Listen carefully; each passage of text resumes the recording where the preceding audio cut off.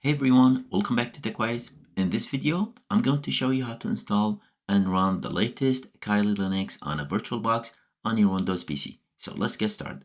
Now, before we begin, just to clarify, installing Kali Linux inside the VirtualBox will not affect your current Windows installation.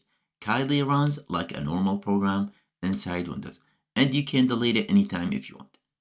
First, let's make sure virtualization is enabled on your PC.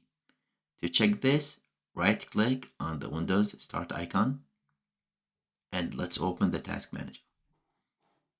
Go to the Performance tab. On the right side, you should see Virtualization says Enabled. If it says Disabled, you need to enable it in your BIOS before continuing. Next, we need to download and install the VirtualBox. Open your browser and let's search for VirtualBox download. Then open the official virtual website. You'll find the direct link in the video's descriptions below. From this page, we need to download two things. First, VirtualBox for Windows Host, and second, the VirtualBox extension pack. Click on Windows Host to download the VirtualBox. Then click on Accept and Download for the extension pack. While those files download, open a new tab and let's search for Kali Linux. Open the official Kali Linux website. Again, the link will be in the video's descriptions below. Once you're on this website, select Download, then select Installer Images. Scroll down a little bit, and you'll see the latest Kali Linux version. And let's click the download icon under the installer to download the ISO file. Once all three files finish downloading, open your download folder. If your download appears as one RAR file, that's completely normal. It's still an ISO image and you don't need to extract it. And let's double click on the VirtualBox installer.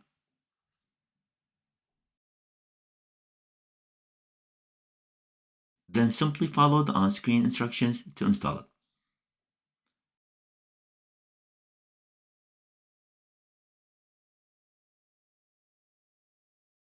Once the installation is complete, let's go back to the Downloads folder and double-click on the VirtualBox extension pack. When this window appears, click Install, scroll down, and click I agree. And that's it. Next, we're going to install the Kali Linux. Open the VirtualBox and let's click on New at the top. Type a name for your virtual machine. I'll call mine Kali. For OS, let's select Linux. And for OS distribution, select Debian. And for the OS version, make sure it says Debian 64-bit. And click on Next. Under the Hardware section, choose the amount of memory.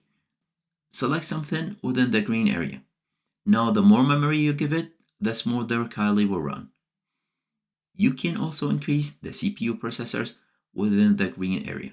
Choose the disk size. Now, I recommend at least 20 GB. Kali itself is only a few gigabytes, but once tools and updates install, it will grow. If you choose less than 15 GB, the installation may fail. Click Next, then click Finish. Now select your Kali virtual machine and click Settings. Under General, select Features tab. Change Shared Clipboard to bidirectional. This allows you to copy and paste between the Windows and Kali Linux. Do the same for the drag and drop. Next, let's go to the Display section. Increase the video memory to the maximum. This will help prevent display issues and improve performance. Now select Storage section. Under Controller IDE, select Empty. On the right side, click the CD icon, then choose a disk file. Navigate to the Kali Linux ISO file we downloaded earlier. select it and click on Open. Then click on OK. And now let's click on Start.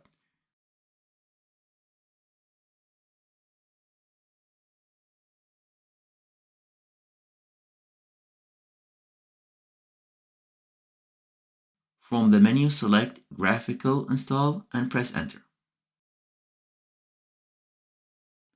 Next, select your language. Then select your keyboard layout. Enter a host name. I'll use Kylie. Then click on Continue. For the domain name, you can leave it blank unless you have one. Then click on Continue. Enter your full name. I'll type TechWise and click Continue. And just make note of your username and click Continue. Next, create a password and make sure to remember it. Then click on Continue. Select your time zone. Mine is Eastern. Then click on Continue. Make sure Guided Use Entire Disk is selected. Then click on Continue. Click Continue again. And now select all files in one partition. Then click on Continue. Click Continue one more time. Select Yes to write the changes to a disk and click Continue. Leave the software selection as default and click Continue. Make sure Yes is selected to install the Grub bootloader. Then click Continue. Select your virtual hard disk and click Continue.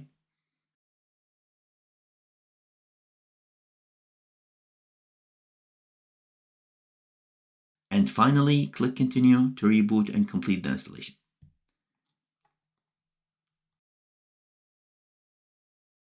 Once Kali loads, select Kali Geno Linux and press Enter.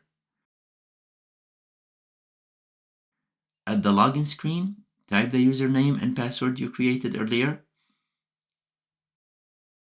And now we're inside Kali Linux. Now to make Kali full screen, go to the top menu and click on View, then select Full Screen Mode. Click Switch and Kali should now run in a full screen. Now if you want to exit the full screen mode, just press the right Ctrl and F on your keyboard. You can open the browser to confirm the internet is working.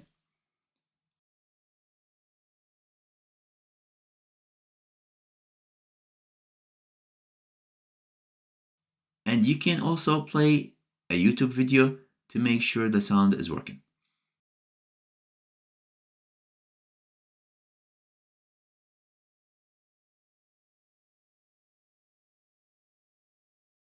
Today we are competing in a game show that you can die in. Either get a lot of money. Now, if you're new to Linux, it's a good idea to update your system. Click the terminal icon at the top left corner. Then let's type sudo space apt space update and press enter. Now you need to enter your password. Now when typing your password in Linux, nothing will appear on the screen. This is normal for security reasons.